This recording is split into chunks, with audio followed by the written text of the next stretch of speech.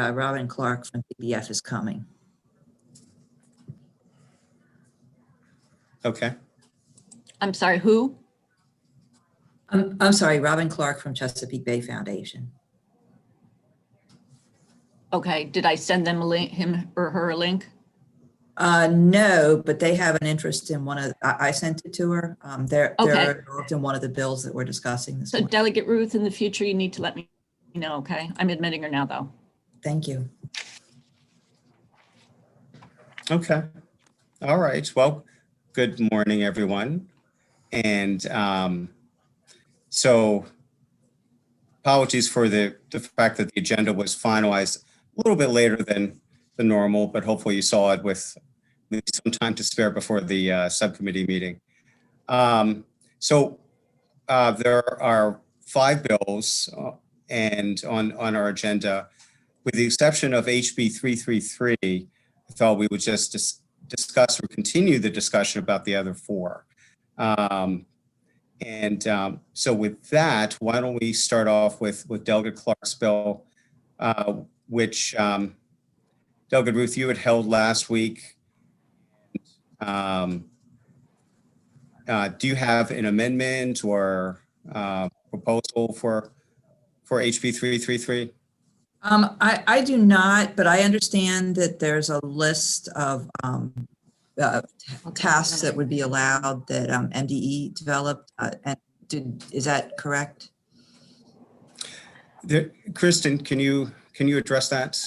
The de minimis tasks, is that what you're referring to? Yeah, the de minimis tasks. The board did come up with a list of tasks that would be considered de minimis. Okay, and there are some of those that Chesapeake Bay Foundation still has concerns with, because those are ones that are, really require specialized knowledge and experience to, prevent damage to watersheds. So, I'm concerned about this bill. If those tasks cannot be removed from the list, then I'm going to have to vote against it. Okay, my understanding is this is a list that the board updates from time to time. So I think they just established they can update it. They can update it. Okay. This is part of their regular activities, but they could. And that's what I think Tyler was saying, that this is something, but they wanted to have kind of that catch-all, like to have the flexibility of continuing to determine, potentially other activities as de minimis. Yeah, no, I mean, I understand that, but de minimis means minimal. And, from what I'm hearing from Chesapeake Bay Foundation, some of these things, could potentially have impact on the wetlands, which is concerning if they're not done correctly. So Delegate Ruth, do you have a proposed list of activities that you would like to exclude, or? Yes, hold on a second, I apologize.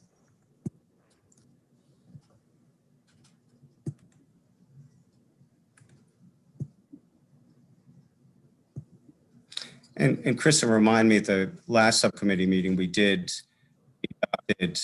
adopted amendments to the bill. Is that right? That's correct. And the copy, a reprint copy, was sent out in the meeting materials. Okay. So the amendments would be proposed to that version.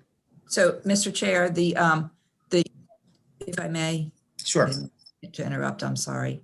Thank you, Mr. Chair. So the issues that are of concern are control of exotic plant species such as Farmagites australis. I apologize.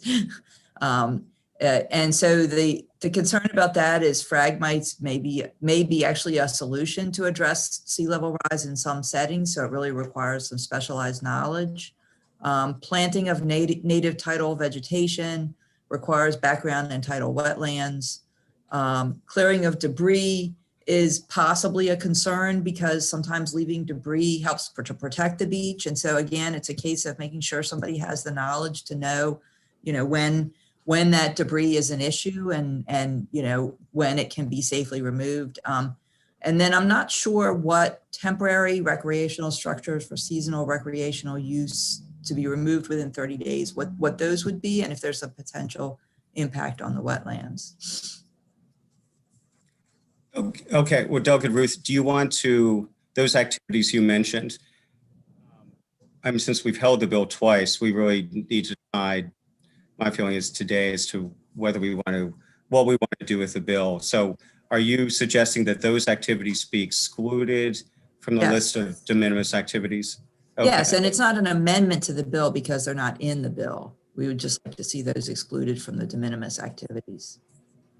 But, well, right now, de minimis activities are listed. Correct. Not a list, but they're specified, you know, with the change in the amendment. So I guess you would want to say excluding those particular activities.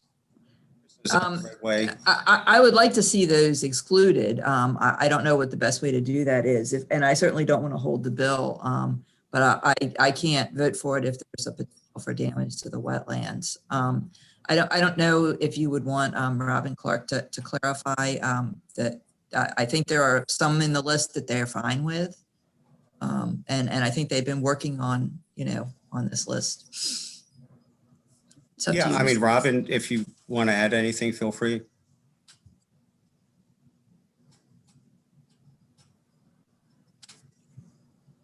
Robin, we can't hear you, unfortunately, so I don't know if you can increase your volume.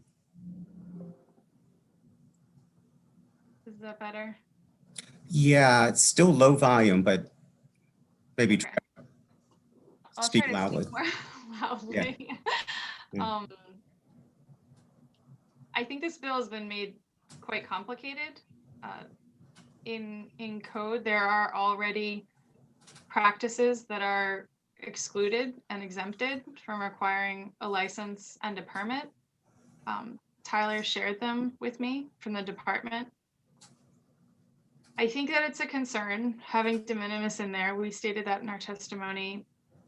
If the de minimis language is going to persist, then I would feel more comfortable with some written documentation from the department indicating what they consider, at least at this time, understanding committee council, and the way that the board can change that list. At least some acknowledgement at this time of the limitations of the list. I mean, I'll give you an example. An existing COMAR, there's an exclusion for routine maintenance, repair, or replacement of piers, boathouses, structures on a pier, bulkhead, revetment, tidal impound dike, water control structure, or above ground transmission facility, agriculture drainage ditch. I mean, these are some of the things that are on the other list. But in COMAR, there's a limitation, and it says as long as there's no increase in the original length, width, height, or channel encroachment. So for some reason, we're creating a third list, as far as I can tell.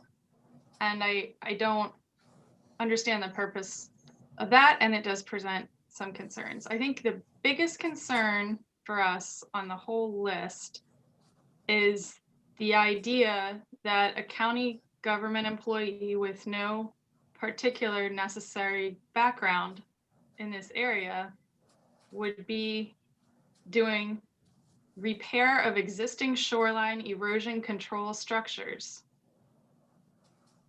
That could represent a loss of our best opportunity to do living shoreline work. So that's probably the most poignant concern that we have on this list. But overall, the legislation seems to be a little bit confusing, potentially duplicative, and potentially maybe inadvertently expanding the exemptions that already exist in COMAR for marine contractor services to do the kind of repairs that I understood the bill sponsor wanted. He has repeatedly said to me that he wants folks to be able to replace boards on piers. Well, that's already okay, as far as I can understand. So Tyler, do you have any feedback?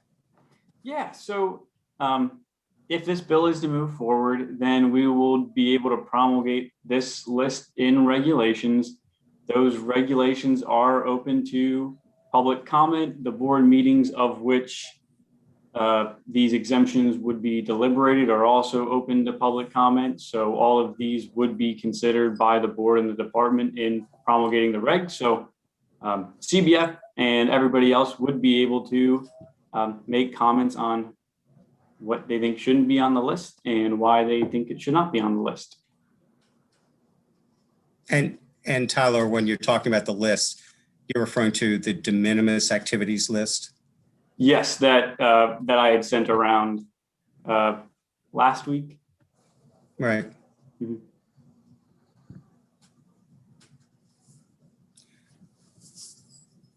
Okay, so I want to sort of take the pulse of the subcommittee on this. Do you feel comfortable moving forward with this bill as is, or is there enough confusion on either what in general is covered by this bill or concern about specific practices that are on the de minimis list, so you prefer not to? Who still has I'd concern or prefer to confusion? go on, Mr. Chairman. I've had my hand up, but No, I'm sorry, Delgado, go ahead.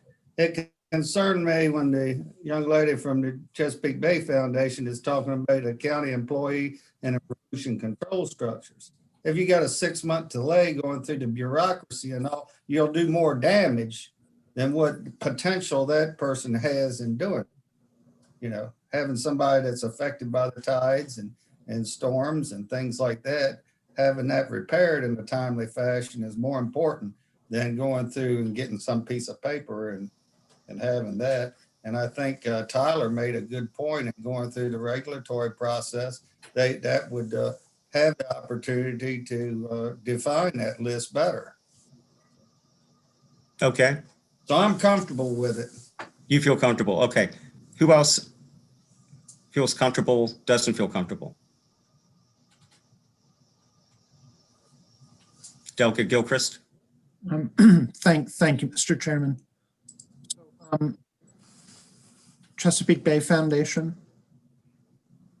So the sponsor's intention, you feel is already handled by current regulations, or most of the sponsor's intention? Well, I think there are two things that I heard from the sponsor, and there's two things in the bill, if I may. The one is to say a county employee doesn't have to pay a fee to get the license. And the other is that these activities do not require a license. And I think the intent is for them to work in tandem, so there's not additional pressure on the department to provide licenses and all the services that are needed to provide the licenses for free. So you're trying to loosen up and let the county employees obtain a license for free, but also to exempt activities from needing a license so that there's not that demand on the license, is the way I understand it. And I think those are dual intentions of the sponsor. But when I spoke with him specifically about the types of activities that he's hoping county employees can do, he has mentioned repeatedly replacing boards on pier, which are, as I read, Comar currently exempted from needing a license or a permit. That someone is working. Well, that someone is working for a county or municipality, I mean, gives me some assurance that they're following basic. They just don't, have this particular license at the time. I believe there are things that a well-intended county or municipal employee might not understand as damaging to these rather fragile ecosystems. So that would be the concern, not any wrong intent or, toward actually damaging the wetland, just that without the knowledge that's conferred in the marine contractor license, our employees get the marine contractor license. We're not above that, in order to understand. Thank you. Okay, yeah, Thank Delegate you, Mr. Stewart. Chair. Just to briefly answer your question, I share Delegate Ruth's concerns about this list of activities. I worry that these county officials won't have the requisite training and will unintentionally mess something up. So I also feel uncomfortable moving forward with the bill as is. Okay. Who else? Who else has thoughts one way or the other about this bill? Delegate Boyce? Can't hear you now.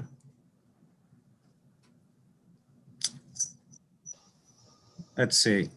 I'll briefly. I have the same in the same position as Delegate Gilchrist here. As far as I feel as though those who are employed at the county level will do their best to have the best intentions, but I understand the position that the Chesapeake Bay Foundation here. So I'd like to hear like what is the fix here? Like what would be the one thing that would make people feel okay, like to move forward? Like I'm still unclear on like what is the thing that I want to be solution oriented here. Like what is like boom? What is it we need to do that will make this bill feel more comfortable for those who are not comfortable at the moment? Right. Okay. All right. This is what we'll do. Thank you for everyone's feedback. Since we don't have a clear majority for moving forward and there's enough concern about it, what I'm going to ask is Delegate Ruth, if you could lead the efforts to try to fix the amendment so that there's at least, it represents some sort of compromise between the concerns of MDE and CBF, and also talk with the sponsor so that, we can hopefully come to a consensus as to how to move the bill. So he's put a lot of. I would gladly do that. Thank you, Mr. Chair. Okay. All right. Thank you. So, okay. So we will hold that bill. All right. HB 280, which was heard about a week ago. And so this is a bill that we heard last year and that ENT actually passed, but it was jointly assigned and still is jointly assigned with ECM. ECM did not pass it, so the bill failed last year, but it is back. And Kristen, is it back in the same form as we heard it last year? Yes, it's in the same form. Okay, and could you And the Senate bill crossed over to, we have that in committee now too. Okay, and can you just briefly summarize for the subcommittee what the bill does? Sure, it would allow counties that reduce their solid waste streams through the use of resource recovery facilities, incinerators really, to count those reductions towards achieving their recyclable goals under the Maryland Recycling Act. And it also alters the definition of recyclable materials to exclude incinerator ash. Okay. Yeah, any questions or comments about this bill? Delegate Mr. Stewart. Chair. Yeah, I would just say, my position hasn't changed from last year. I think this is a smart bill dealing with a, an important problem. I think that, my county is actually one of the ones that would be most affected by the bill. And I think it speaks volumes that no one on the county level has come to us, objecting or saying this is problematic, and they've had 12 months to do so because, our committee and the full Senate already passed this out and we haven't heard a peep, or at least I haven't. I don't know if Delegate Gilchrist has, but I certainly haven't heard any objections from Montgomery County on this. So I'm willing to move forward again. Nothing's happened in the last year to change my view. Okay. Delegate Ruth. Thank you, Mr. Chair. I apologize for my confusion. I thought I understood this bill, and then what Kristen just said, I'm not quite sure I understand, and I might just be confused.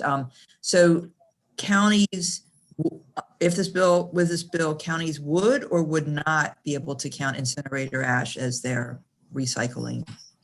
They would not be able to count it as recycling. They would not. Okay, good. That's what I thought. Sorry if I misspoke. No. No, I just misheard. I'm sure. Thank you. Okay. And also, Kristen, under the bill, they couldn't get up to the 5% credit under the Recycling Act for using a waste energy incinerator. Is that right? Right. It does there's two things. One, incinerator ash is not recycled. included as a recyclable material. And then this other piece is that a county can't use the incinerators to count towards their waste reduction goals. Right. Okay. Well, how do people feel about this? I mean, do you want to? I mean, it seems like at least among Delegate Stewart and Delegate Ruth, Move favorable. fair amount of comfort with this bill. Again, it is something we passed last year. Do you want to hold it until next week, or does someone want to make a motion on it now? I believe Delegate Anderton just moved favorable. Oh, I second. sorry, missed you, Delegate Anderton. Okay, there's a second. Okay, any remaining questions or? Yes, Delegate Boyce. Let's see. Can you put in the, can she put in the chat what she's trying to say? Oh, you're in the, you okay. Yeah, so,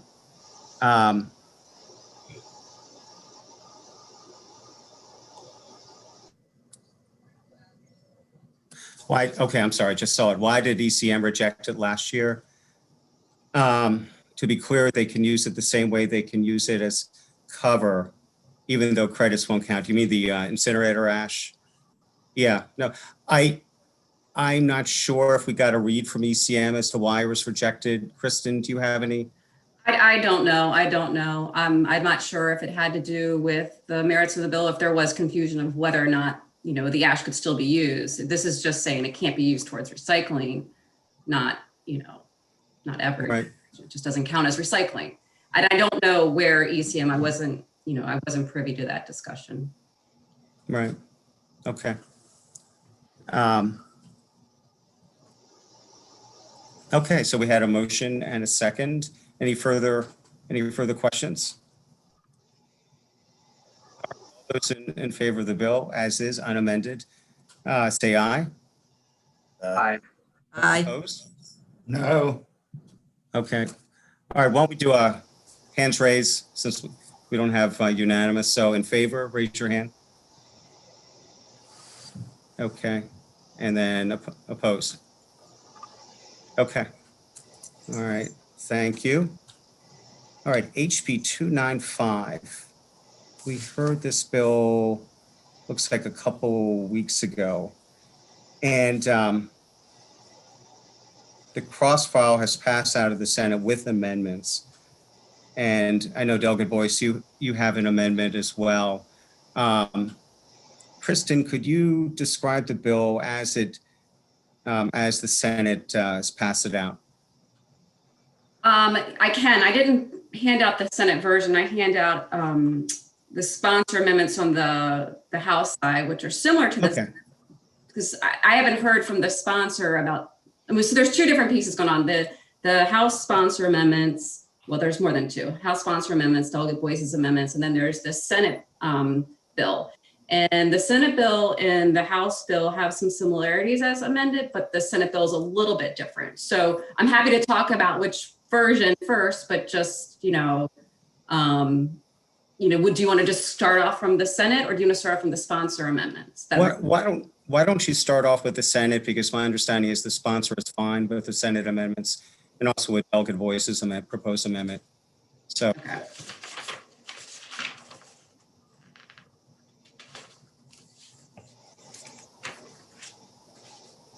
Let me just get the right one in front of me. Sure. So the bill would require MDE to review, update specified stormwater management regulations and criteria at least once every 5 years to incorporate the most recent precipitation data available.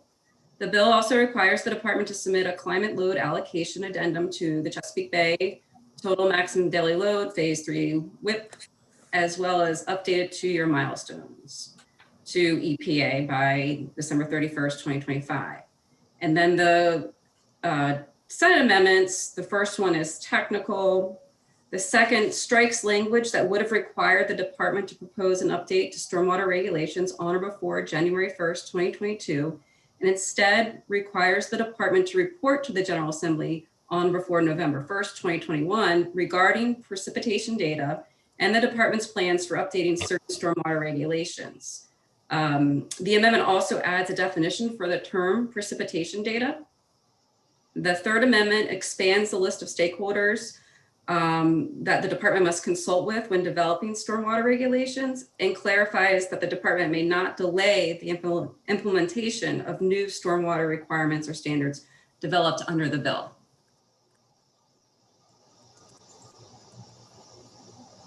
Okay.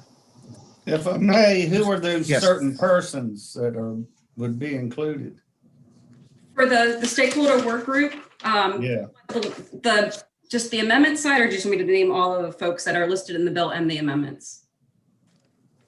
I don't have the bill, unfortunately. Okay, so the bill as drafted, as introduced, would have the Commission on Environmental Justice, stakeholders with expertise on stormwater design standards and climate science, including stakeholders from an academic institution, the Chesapeake Bay Program, Chesapeake Bay Commission, and then the Senate amendments would add a representative MEMA, a local government, and then a private sector entity with design and construction experience. And then Delegate Boyce had one additional stakeholder. Right. And Thank you, Kristen. and Kristen, can you describe the stakeholder that is in Delegate Boyce's amendment? I can. I don't know why it's not in my papers. Oh, here it is. And that would be an association that has expertise in stormwater restoration projects. Okay.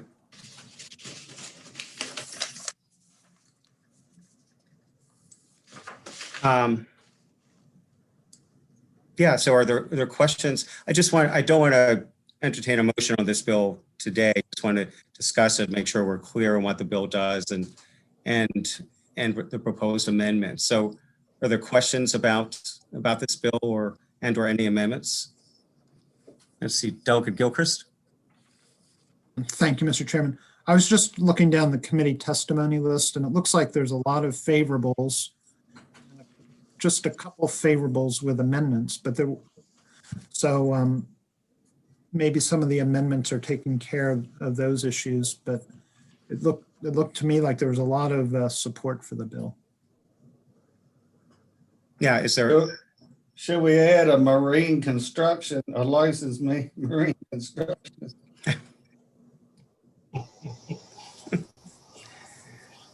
We can always cross-pollinate between bills. Yeah, Delegate Ida. Yeah. Okay, I'm sorry. Let's see. Did anyone else on the subcommittee have their hand up? Or, we do have some advocates who are here. Was there any subcommittee member who wanted to ask an advocate about, like Delegate Gilchrist, your question as to whether the amendments address concerns or don't have to, but we do have some. If there's somebody out there who wants to comment on the amendment, I'd appreciate hearing it. Someone can comment on the amendments. Okay, Jen Bruff, Cancelleri. Thanks, Delegate Gilchrist. The amendments were made at NACO's request before the hearing, and that's why they were coming in favorable with amendments. So they asked to be included in the stakeholder group, and then the other amendments came from Hester to address some concerns with Ellicott City as well. And then my client, Waterkeepers Chesapeake, is supportive of Delegate Boyce's amendment to bring in more stormwater expertise. Thank you. I think Lori Graff had her hand up. Okay, Lori. Good afternoon. So we had a couple of concerns about the stakeholder group as well, and the amendments do take care of that. We felt like the county should be involved as well as somebody from the private sector. So the Senate version. The only other concern we had was the time frame. Some of our projects take many years to get in the ground, and so we do have some concerns about the 5 years, and that is a pretty short time frame with updating regulations, completely updating the regulations. So we did have some concerns about that. But the other pieces of the bill and the other amendments we do support. Mr. Chairman. Yes. So the problem is that if regulations are changed every 5 years, a project might have to change right in midstream, or? Correct. Yeah, it's the predictability. of some of these larger projects, phase projects, that type of thing. But wouldn't that be a problem under current law? It is currently, yes, but they're updated less frequently. I would say probably every 7 to 10 years now. So just the time frame of 5 years, and the process to have to do the public input and all that stuff. It's a long process to update these regulations, and I think that we're just concerned about the time frame. It certainly is a problem under current regulations as well, though. Absolutely. Thank you, Mr. Chairman. Other questions or any other advocates who want to speak to the amendments? I would be interested to have the Maryland Association of Soil Conservation Districts on that stakeholder group, because they handle a lot of erosion control and stormwater plans for sites in our rural areas particularly.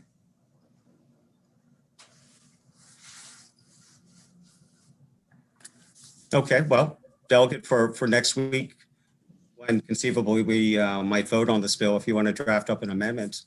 Okay.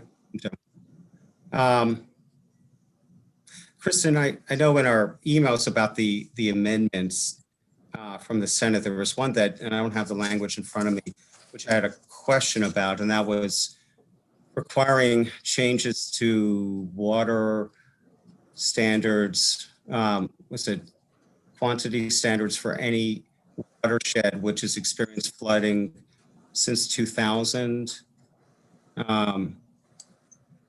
Tower, does that ring a bell? I think that was the one that Jen was saying about the Ellicott City flooding piece. It came from the Senate, so I don't have a lot of background on it. Yeah. That's correct, Mr. Vice Chair. Okay.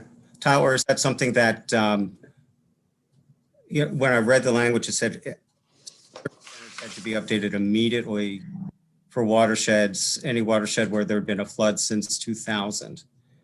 So is that something that? We were trying to balance the concern between what you heard from Lori, that the overall across the states, the counties didn't want it to be regularly every 5 years, but that Senator Hester had a concern that there may be an incident where it requires some urgent review, and we believe the amendment addresses that need. And I sent it to our staff, and we didn't have additional concerns about the language. Okay. Okay, good. All right. Well, unless there's any further questions or discussion about the bill, we'll hold it until next week. And again, Delegate Otto, feel free to draft your amendment. So I can do that for you, Delegate Otto. I have. Thank you, Chris. And then I'll get that one too. Great. Okay.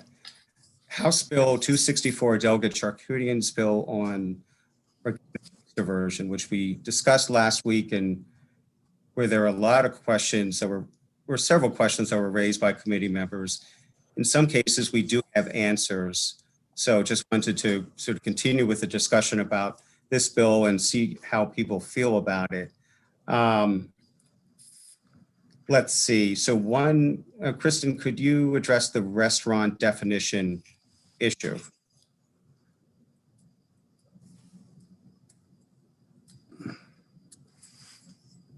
Because Delegate Charkoudian had agreed to exclude restaurants, and so. I'm sorry, I was muted. I have to keep muting because my dog keeps barking. But so last week there were some, questions about what is a restaurant, what would be in this bill, what wouldn't be, and so we handed out language that the sponsor was okay with to further clarify the definition of restaurant. And let me see if I have that. I go to the media materials, and that was listed as additional information for 264. If you're looking for it, there's that. I merged that some additional information that I provided, and then on the second page begins the frequently asked questions kind of section that Emily Ransom submitted. So if you have it in front of you, it's basically would define restaurant as meaning an establishment that accommodates the public, is equipped with a dining room with facilities for preparing and serving regular meals, and has average daily receipts from the sale of food that exceeds the average daily receipts from the sale of alcoholic beverages. And then the restaurant would not include a supermarket, convenience store, mini mart, or similar establishment, a business, school, or institutional cafeteria, or a cafeteria operated by or on behalf of the state or a local government. So it can get a little confusing of what's included and what's excluded, but by saying restaurant does not include those types of entities, those would then come under the bill's requirements if they met the other criteria.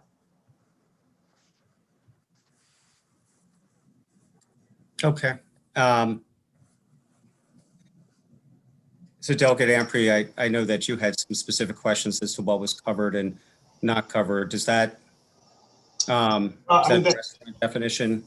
That helps. Just that last piece as far as a government. So the government, can you give me that last? I don't have the bill in front of me.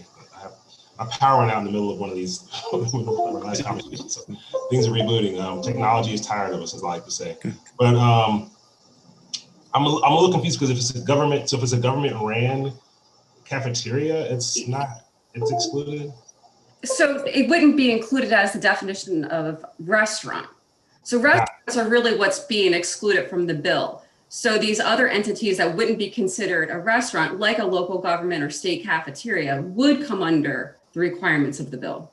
Got it. Okay, so state. Okay, okay. No, that helps clarify. I was just worried because we have, the public, some of our public markets like Collins Market, Cross Street Market, are quasi-government and private, party interests, whereas multiple restaurants and grocery stores within one building. So I just want to make sure that by the definition of the law, these places where I would imagine would have a lot of organic waste, it would be good to have composted, but they're not able to skirt the law here. So I think with this definition, you're talking about like a cafeteria that's like at the Social Security building, like the cafeteria within that, or the cafeteria in a hospital, right? So that's how I interpret the language of the bill. So I feel comfortable moving forward to ensure that we just make sure that Lexington Market doesn't get the skirt the laws here. I just want to make sure there's an opportunity to ensure that there's where we have a lot of organic waste that would benefit to be moved out of the city. It's not being avoided here. So that language works for me. Okay, great. Did anyone have their hand up? I missed someone who had a question. Delegate Gilchrist. Thank you, Mr. Chairman.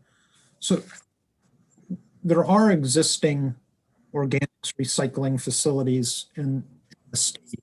I'm wondering, how is it that they now receive compostable material? How do they get it? Yeah, okay. I'm not sure if someone who represents like Aaron Greenfield, someone else who represents one of those facilities is on. Yes.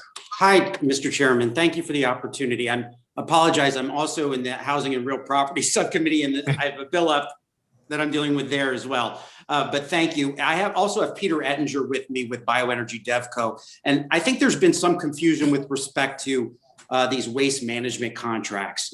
Again, this bill is focused on large generators. And typically these large generators enter into long-term contracts, could be 1 year, 2 years, or 3 years for the transportation of that waste. And so I'll turn it over to Peter to talk a little bit about that, about how we're accepting it, and our facility be fully online in Jessup in a few months. I sent around some updates recently on that. Is Peter here? He can help be a little more precise on how the contracting process works. Sure, I'm here, Aaron. Thank you very much, Mr. Chair, members of the delegates. My name is Peter Ettinger. We're building an anaerobic digester at the Maryland Food Center Authority in Jessup, Maryland. It'll be, as Aaron said, operational in September, October of this year. In fact, we're looking at building additional facilities in the state, as this is our home, and we think the challenge of organic waste and organic waste management is a significant one. Just as background, we've had experience in doing this. We built 230 of these throughout the world. This is not our first rodeo. It is not our first ability to manage call it 120,000 tons of material, organic materials, at any one time over a course of 365 days. Typically, our contracts and our agreements are anywhere between 1 and 5 years, ideally longer, with larger organizations, bigger haulers who are servicing big corporations, the Del Montes, the Doles, others who are looking for alternative ways to dispose of their materials other than incineration or landfill use. Our capacity is typically under contract over that term, and it is very, it mirrors ideally what the term of our haulers also have with their clients. Obviously, they would not overextend themselves.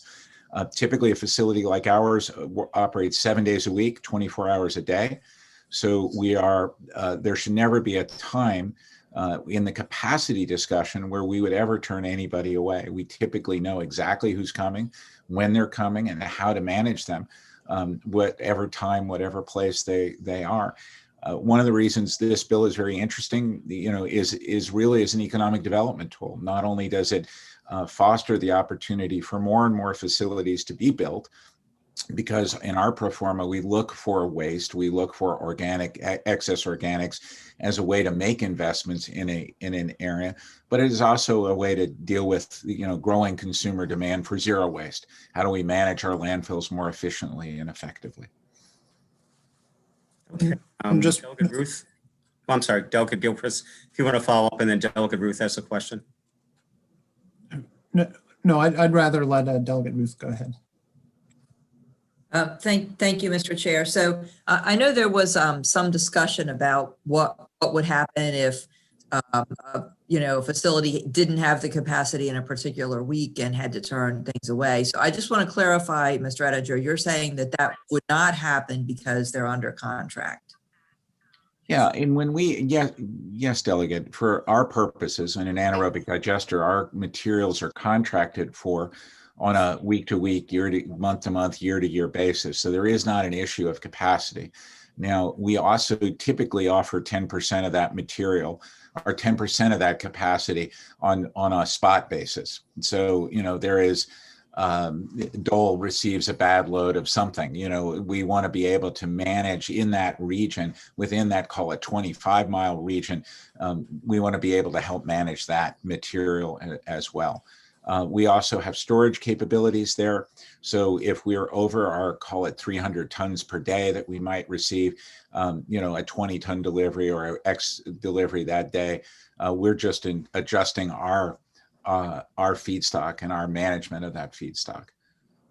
Thank you. Sure. Delegate Stewart. Thank you, Mr. Chair. Yeah, my question for Peter is, this is pretty basic, right? this is basically how any other facility in the state would work, whether you're talking about an incineration facility or a composting facility or whatever. They're all going to contract with people, bringing residuals or products or anything to their facility, and they're going to contract on a, yearly or, long-term basis. They're not just going to kind of decide willy-nilly what they have the capacity for week by week, right? I would say yes, with significant haulers. I'm sure there's always spot bases where people are looking for ways to dispose of material. But in terms of organic recycling, in terms of managing that product, absolutely, you'd have to know. And even in like a crazy case where you couldn't take something on a particular day or a particular week, or a facility couldn't, that would just be contracted away. Just like any other contract, the contract would determine who bears the risk and who bears the liability in those situations. Correct. Typically, we also have a backup facility for all of that material. So if for some reason, a tank was down, for lack of a better example, we would reroute that to another one of our facilities as well. Okay, that's great. Thanks. I think, Peter, a question came up last week about what happens if a load is contaminated that you receive. What happens in a situation like that? I realize maybe your contracts specifies as to how you deal with that, but I know that was a particular question. Yeah, we have very specific contracts over a long-term basis with our providers that relate to hazardous materials. So typically, if you're come in with a vehicle and you're looking to dispose of that product, we test it. It's a very quick test. We examine it, we examine the process side. So we're really a logistics company almost more than anything else. We know where materials are coming from. We know the trusted chain of command.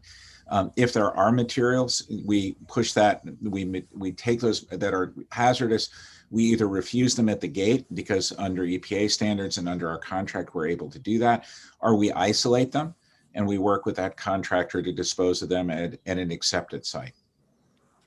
Okay.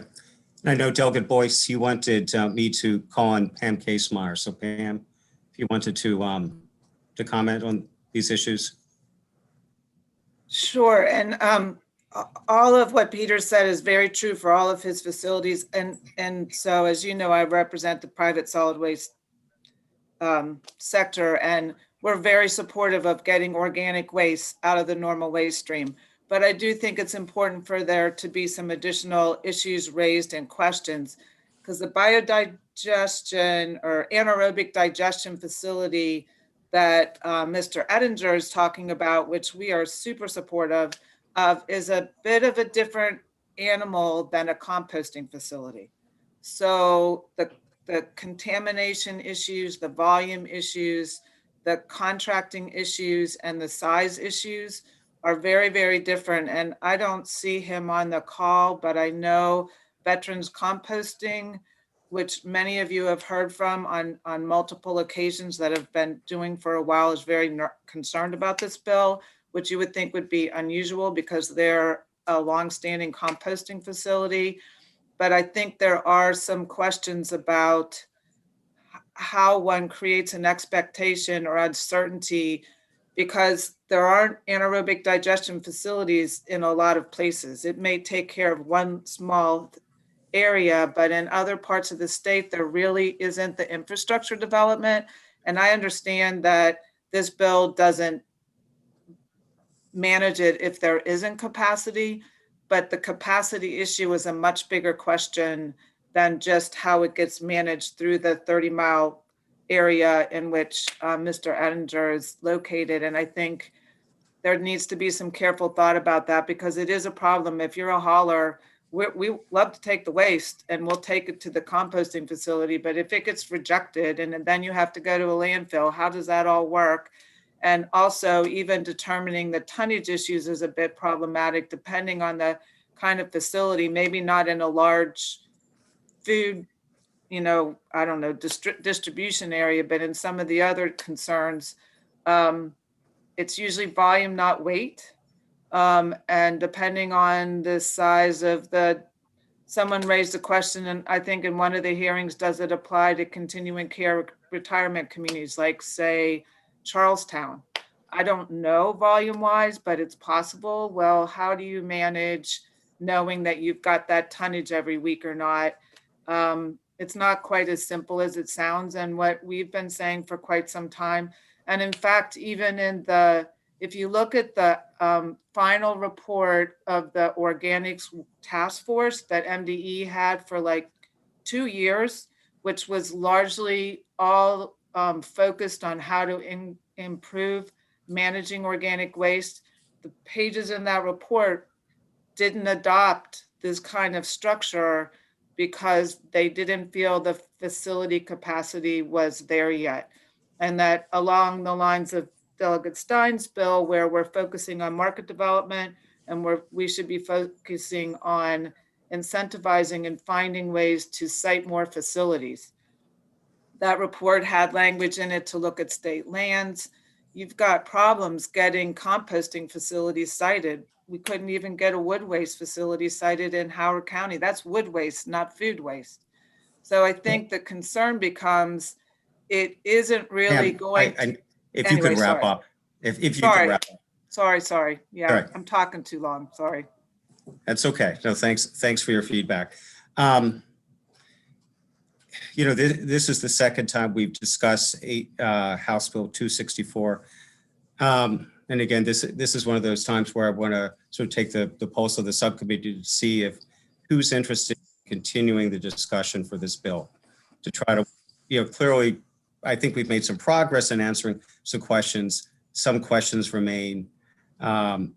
Who's interested in trying to work on those questions and try to make progress on this bill. Can I see just by a show of hands? Okay, Delegate Vaughn, Delegate Boyce, who else? Anyone else? Delegate Ampry? Mr. Chair, Yes. I'm sorry, could you clarify the question? Are you saying, do we want to continue the discussion today? Do we want to, I wasn't quite sure. Yeah, no, it's moving forward. Because, clearly, I mean, this bill is a subject matter for which there's some interest in the subcommittee. At the same time, it's complicated. So, and given the fact we have a lot of other complicated bills, there is a limit to how much time we can spend on any one particular bill. So I just wanted to see who would be interested in trying to work out the remaining issues of this bill. Okay, so Delegate Ruth, Delegate Boyce Stewart, Delegate Ampry. Okay. Mr. Chair, if I could just add, sure. I'll go one step further, and as Delegate Ruth sort of volunteered for the previous bill, I'm happy to reach out to the sponsor and sort of prod her along to work with the advocates to see if we can come to some sort of agreement by next week. I'm happy to take that on. I really think, even though it's complicated, it's worth moving forward. I think the sponsors put a lot of work into making sure the waiver provisions are very strong so that, we're not going to have folks crushed by the cost of this. We're not going to have an unfunded mandate because I think the waiver provision is really broad and I think will be applicable to a lot of businesses. And I also just want to sort of level set us about what we're talking about here, which is that 17% of methane emissions in Maryland come from landfills. And as we know, incineration creates lots of CO2 emissions. So, I mean, even though this is a complicated bill and it seems kind of minor compared to some of the other bills we're doing, this is one of the most important climate bills we're probably going to hear as a subcommittee all session. And in the middle of a climate crisis, I really think that we should give it its due. I'm glad that it seems like most of my colleagues on the subcommittee agree with me, but I'm happy to take on the extra work to make sure that we can get it in good shape next week. Okay. All right. Great. Happy to accept your offer, Delegate Stewart, to lead the effort. And I see several other folks had their hands up. Delegate Boyce, was there something that you wanted, or was that just about calling on Pam? Okay.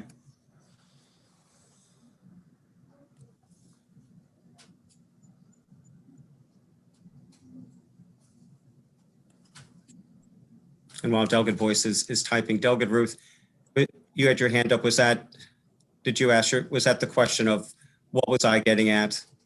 No, Mr. Chair, I did want to ask a clarifying question to Pam Kaysmeyer, if that would be okay. I wasn't sure. Sure, let's wait for Delegate Boyce and. Okay.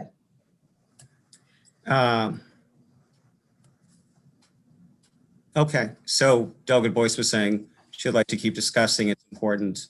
This is worth getting it right. So she's good with continuing to discuss next week. Great, thank you. All right, and Delegate Ruth, you have a question. If you wouldn't mind, since we do have one more bill to discuss, if you could make the question brief to Pam. Mr. Chair, since there's going to be work done on it this week, I can discuss it offline. Thank you. Okay. All right. Mr. Chair, if I may, I've had my hand up too. Oh, yes, you have had your hand up. Patient. Sorry, Delegate Otto. But I'm a proponent for composting and for especially the capture, the digestion. We have plenty of records of that, but it's, as Pam says, it's the having the facilities to do it. And I appreciate the sponsors targeting the larger producers and the amendment to exempt restaurants. We have a challenge with space for these kind of collection facilities, especially you can drive down through Ocean City and see the number of restaurants, although it doesn't sound like we're going to have as many this summer as they're falling off like flies, but it is a challenge for space there. Every inch is valuable, and to just concentrate on these larger facilities is a good step. Okay, great. Let's see, was there anyone else I missed? Okay. All right, well, why don't we turn to the last bill, and it's good till about 5 after 12. Okay, great. Just want to start the discussion on my House Bill 507. And Kristen, certainly I can assist with the discussion on this, but if you wouldn't mind giving an overview of the bill.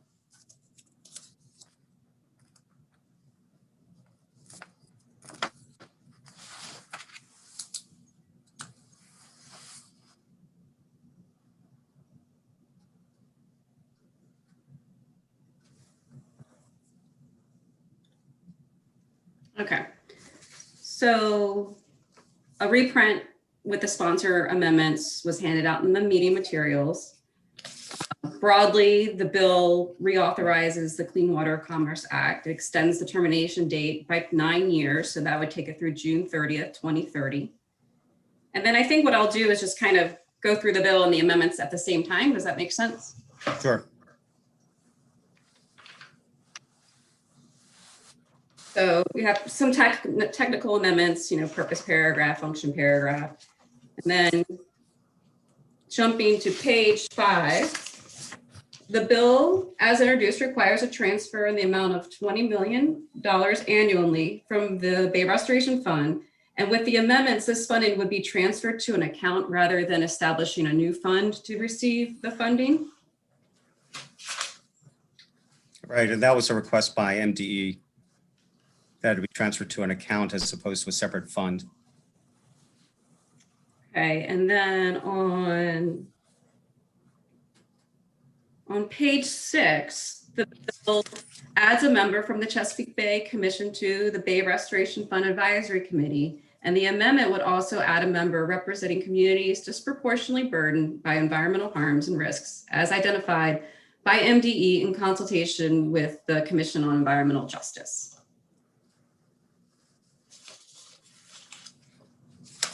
Okay, I guess on page 7, the amendments would add and alter definitions under the bill, including the definition for environmental outcome. And that an environmental outcome as amended focuses specifically on nitrogen load reductions.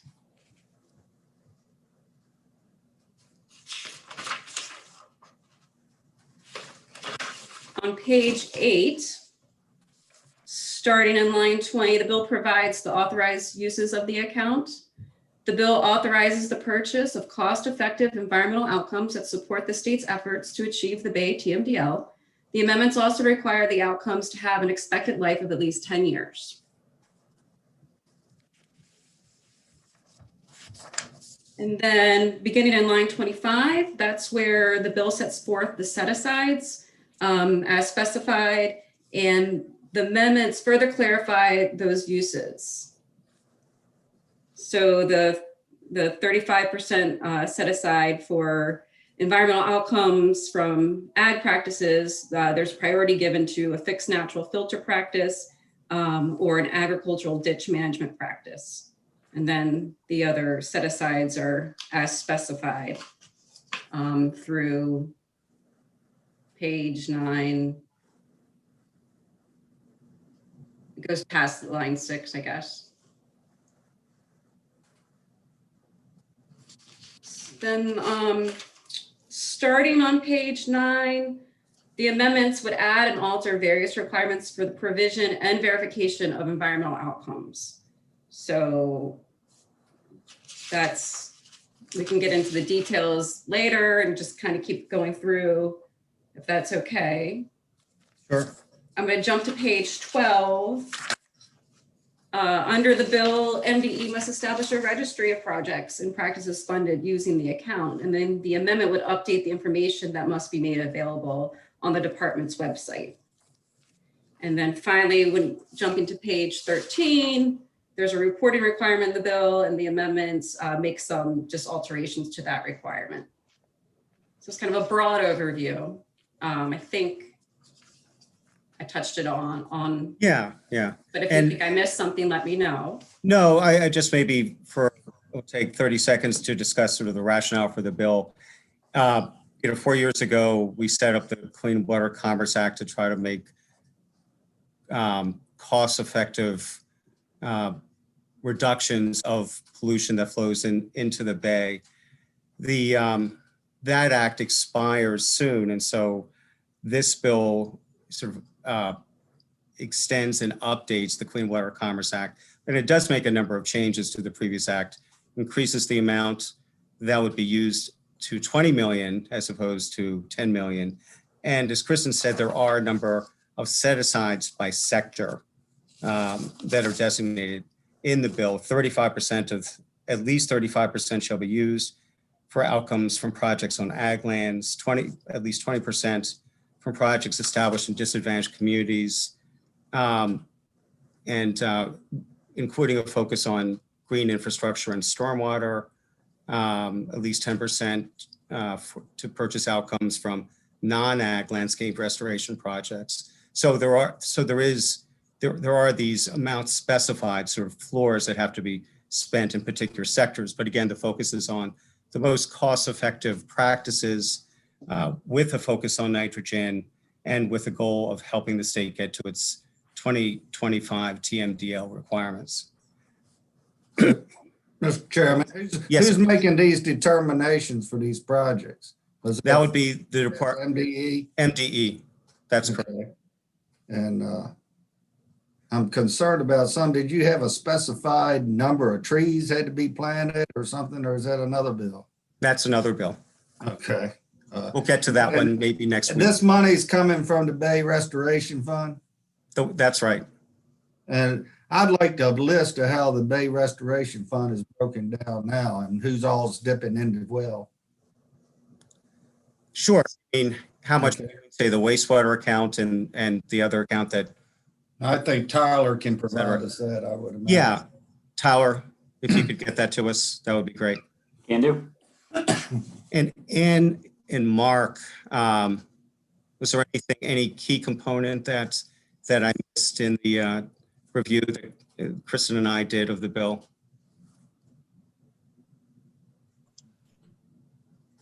Delegate, I think you covered it very well. And I mean, we did develop, as we said at the hearing, a consensus work group process. So the bill really reflects a lot of input from the ag community. For example, agriculture was not included in the prior formulation of this program. They now are, and they are totally on board, and they see the opportunities here. And we also worked obviously with the environmental community, MACO, and the other groups to try to develop a consensus product, which I think you have. Okay, great. The only thing that I would add there is that it was during this group process that involved representatives from the environmental community, the agricultural community, local government, both the state agencies of MDE and DNR, and also the private sector who does land restoration work. It was through that process that the group really said, focus this money on nitrogen. That's the place where the state stands the greatest, or is really confronting the greatest challenges in terms of their progress. So this bill is not only strategically focused in terms of cost effectiveness, but it's also focused on the sectors and also the type of pollution that is most needed. So thanks. Okay, and Delegate Boyce, let's see, you have a comment in the chat box. It's about the commission, your comment about the commission. From her Delegate Boyce, she says she wants to make sure the commission does not have responsibilities beyond their actual responsibilities. This has been a major issue lately. She's also on the commission. Delegate, is this about the Chesapeake Bay Commission or sorry, the advisory.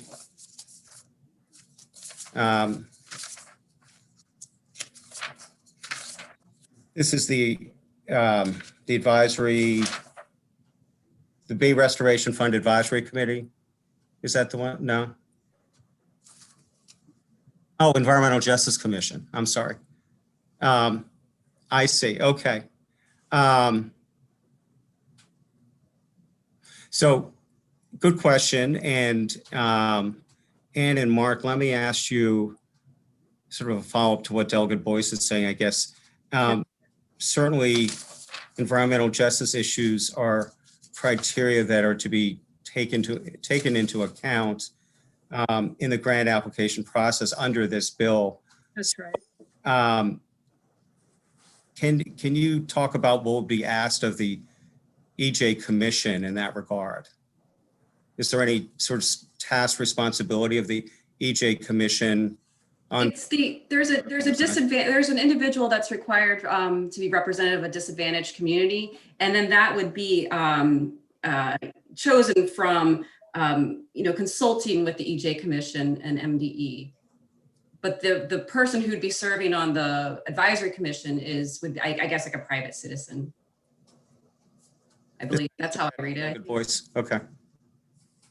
And the idea there was that if in fact there would be a set aside specifically focused on these areas that had been long underserved, then it would be wholly appropriate to have someone with a depth of knowledge in that area serving on the BRF advisory group. Okay. Okay, great. Any other questions? Delegate Boyce? Okay.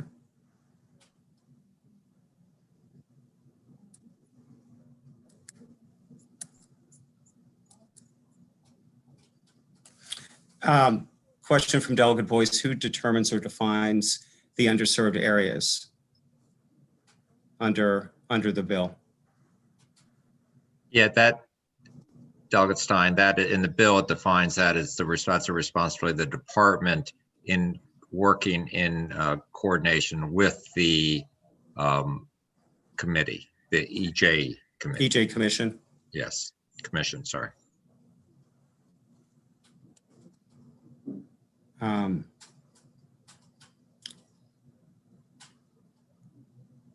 Okay. So maybe, I guess Ann and Mark, to the extent that Delegate Boyce has further questions about the role of the commission and determination of the underserved areas under the bill, maybe if you could be a resource for her, that would be great. Okay. Any other questions? If not, then I think we are good to go. Thanks for staying on for 11 minutes past 12. And if schedule allows it, we'll meet again next Wednesday at 11. If schedule doesn't allow, we'll meet after bill hearings, but hopefully we can use this 11 to 12 time slot again. So thank you. Thanks everyone.